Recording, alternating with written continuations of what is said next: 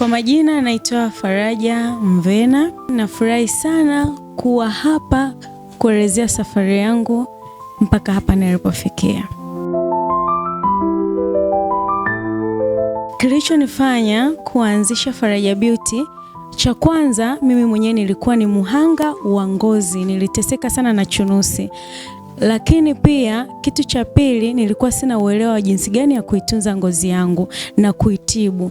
Kwa hiyo ilinipelekea sana kupata shida jinsi ya kuitibu ngozi yangu. Mpaka nilipokuja kupata elimu ya kuitunza ngozi yangu na kuweza kuitibu, ikanipa fursa au ikanipa namna ya kuiona kwamba ni fursa kuwaelezea na watu wengine wanaoteseka ngozi kama mimi na kuwapa elimu.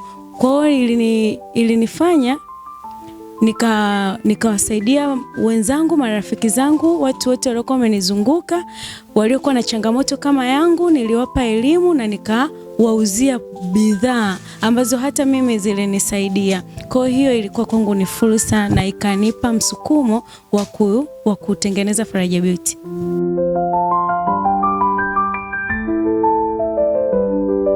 Wakati nilianza na bidhaa za asili ambazo nilifanikiwa kuziagiza kama wakala, zilivyonisaidia mimi, basi nikaanza kuwapa na watu, nikaanza kuwauzia na marafiki zangu na zikawapa matokeo mazuri sana.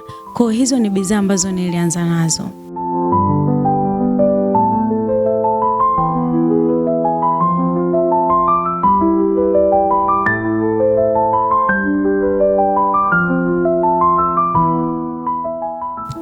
Cha kwanza ni lazima niingie sokoni na nihakikishe sehemu ninakwenda kuchukulia bidhaa yangu ni original, ina ubora.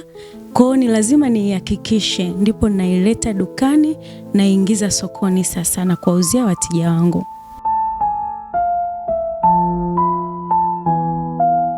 Bidhaa ambayo inavuta wateja zaidi ni bidhaa za kutibu ngozi, lakini na perfume ambazo tunachanganya kwa flavor ya kipekee na harufu nzuri ambazo zinakaa sana muda mrefu kwenye nguo, yani hata ufue nguo yako, harufu bado inabaki.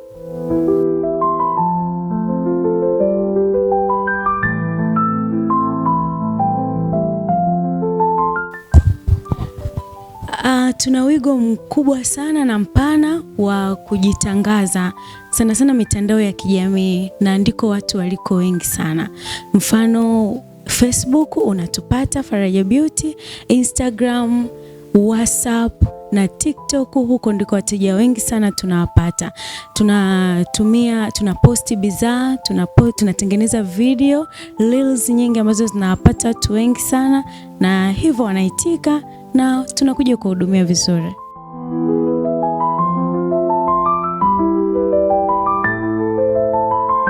Faraja Beauty tumekumbana na changamoto nyingi sana. Hasa wakati tunaanza hii biashara, tulikumbana na changamoto kubwa ya kutokuaminika. Unaweza ukatangaza biashara lakini hakuna mtu anayekuamini. Kwa mpaka ambapo tulipoweza kuwa marafiki zangu walivyotumia product wakapata matokeo mazuri, tukatumia kama feedback kuambia na watu wengine. Kwa hiyo ikapelekea kuaminika. Lakini kitu kingine, changamoto nyingine ni watu kuto kuamini masuala ya skin care, kama unaweza kujitunza tu ngozi yako ikawa na afya njema. Baada yake wanaamini kama ni kujichubua au kuharibu ngozi. Lakini ukweli ni kwamba skin care ni kuitunza ngozi, ni afya kiujumla. Kwa hiyo usipoitunza ngozi yako unapata changamoto kama hivyo, chunusi, muwasho, ngozi kuwa na rangi ambazo hazieleweki hivyo. Masuala ya ngozi yanatukumba sana wanawake kwa asilimia kubwa.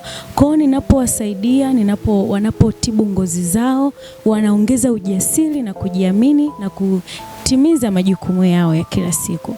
Lakini pia kama mjasiriamali, nimekuwa kama mfano wa kuigwa kwa wanawake wenzangu ambao wameogopa kuanza walipo, lakini wanatamani pia kufika hata hapa nilipofikia.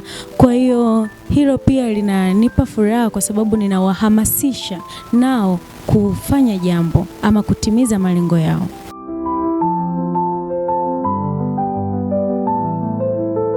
Ushauri wangu mkubwa ni anza na ulicho nacho. Anza hapo hapo ulipo, usisubiri kikubwa sana. Anza mdogo mdogo kama Faraja Beauty tulivyoanza. Tumeanza mdogo mdogo, lakini mpaka hapa tulipofikia, japo hatujafikia pakubwa, lakini kwangu ilikuwa ni kama ndoto na hatimaye nimefika, lakini bado sijafika kutimiza ile ndoto yangu kubwa zaidi. Kwa hiyo ninakushauri anza na ulicho nacho. Tafuta mtu kukuhamasisha na sio kukuvunja moyo. Wa kuvunja moyo awe ni daraja la kusonga mbele. Nina malengo mengi sana na malengo makubwa ya kufanya kwa miaka 5 ijayo, na malengo yangu ni kuwa na maduka makubwa ya skincare ambayo naweza yakawa mikoa tofauti tofauti hapa Tanzania. Lakini pia nikawa na academy ambayo nitakuwa ninatoa mafunzo kwa watu ama hata wanawake kwa jinsi ya kuitunza ngozi na kutibu ngozi zao. Asante sana kwa nafasi hii ya kipekee, ninashukuru sana.